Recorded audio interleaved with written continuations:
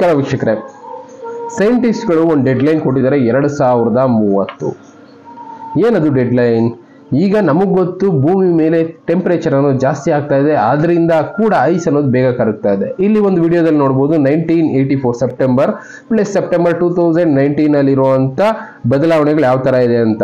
ಈ ವಿಡಿಯೋದಲ್ಲಿ ನಮಗೆ ಕಾಣಿಸ್ತಾ ಇದೆ ಆರ್ಟಿಕ್ ರೀಜನ್ ಅಲ್ಲಿ ಯಾವ ರೀತಿ ಐಸ್ ಅನ್ನೋದು ಕರಗಿದೆ. ಜಸ್ಟ್ 30-35 ವರ್ಷದಲ್ಲಿ ಐಸ್ ಅನ್ನೋದು ಯಾವ ಮಟ್ಟಕ್ಕೆ ಕರಗಿದೆ ಅಂದ್ರೆ ಈಗ ಅಲ್ಲಿ ಐಸ್ ಪ್ರಮಾಣ ಪೂರ್ತಿಯಾಗಿ ಕಡಿಮೆ ಆಗ್ತಾ ಇದೆ. 2030 ಸೆಪ್ಟೆಂಬರ್ ವೇಳೆಗೆ ಅಲ್ಲಿ ಐಸ್ ಅನ್ನೋದೇ ಇರೋದಿಲ್ಲ ಅನ್ನೋದು ಸೈಂಟಿಸ್ಟ್ಗಳ ಲೆಕ್ಕಾಚಾರ. ಈ ರೀತಿ ಐಸ್ ಅನ್ನೋದು ಇಲ್ಲದೆ ಇದ್ರೆ ಭೂಮಿ ಮೇಲೆ ಬದಲಾವಣೆಗಳು ಜಾಸ್ತಿ ಆಗ್ತಾ ಹೋಗುತ್ತೆ. ನಮಗೆ ಗೊತ್ತು, ಈಗ ಸೈಂಟಿಸ್ಟ್ಗಳು ಹೇಳ್ಬಿಟ್ರು, ಡೆಡ್ಲೈನ್ ಕೂಡ ಕೊಟ್ಟಿದ್ದಾರೆ. ಕಾರಣ ಐಸ್ ಇಲ್ಲದೆ ಇದ್ರೆ ಸೌತ್ ಪೋಲ್ ಅಲ್ಲಿ ಐಸ್ ಅನ್ನೋದು ಜಾಸ್ತಿ ಆಗ್ತಾ ಇದೆ. ಇದರಿಂದ ಏನಾಗುತ್ತೆ, ಭೂಮಿ ಇಂಬ್ಯಾಲೆನ್ಸ್ ಅನ್ನೋದು ಕ್ರಿಯೇಟ್ ಆಗುತ್ತೆ. ಇಂಬ್ಯಾಲೆನ್ಸ್ ಕ್ರಿಯೇಟ್ ಆಗ್ತಾ ಇದ್ದಾಗೆ ಮತ್ತೆ ಭೂಮಿ ಹೋಗಿ ಒಂದಲ್ಲ ಒಂದು ಕಕ್ಷೆನಲ್ಲಿ ನಿಂತ್ಕೊಳ್ಳುತ್ತೆ. ಕಕ್ಷೆ ಬದಲಾವಣೆ ಆಗುತ್ತೆ, ಉತ್ತರ ಧ್ರುವ ದಕ್ಷಿಣ ಧ್ರುವ ಬದಲಾಗೋ ಸಾಧ್ಯತೆಗಳಿರುತ್ತೆ. ಇದಕ್ಕೋಸ್ಕರನೇ ಸೈಂಟಿಸ್ಟ್ಗಳು ಶುರು ಮಾಡಿರೋ ಕೆಲಸ ಆರ್ಟಿಕ್ ರಿಫ್ಲೆಕ್ಷನ್ಸ್ ಅಂತ.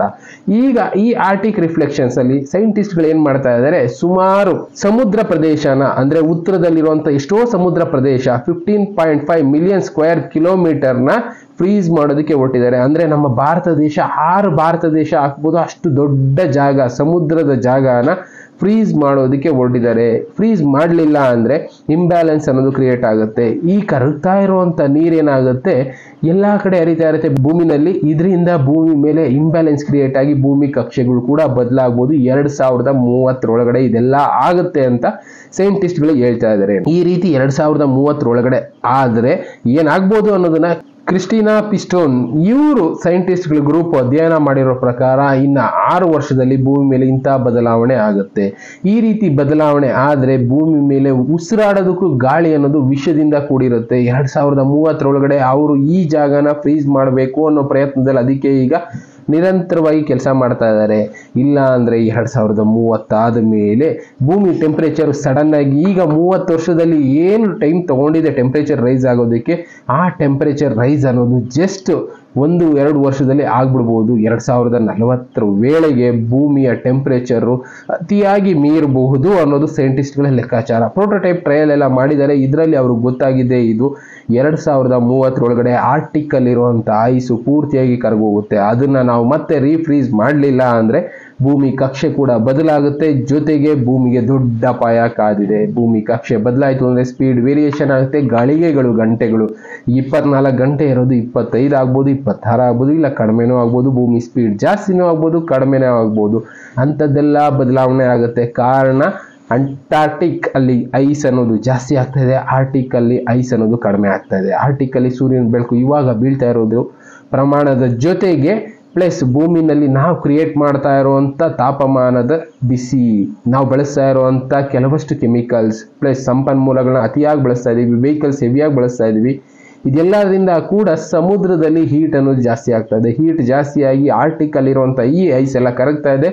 ಇದು ಹೀಗೆ ಕರಗಿದ್ರೆ ಮುಂದೊಂದು ದಿನ ಭೂಮಿಗೆ ಅಪಾಯ ಅಂತಾನೆ ಹೇಳಿದ್ದಾರೆ. ಅದರಲ್ಲೂ 2030 ತನಕ 34 ತನಕ ಏನೇನಾಗುತ್ತೆ ಅಂದ್ರೆ ನಾವು ಕಾಲಜ್ಞಾನದ ಬಗ್ಗೆ ಮಾತಾಡ್ತಾ ಇರ್ತೀವಿ.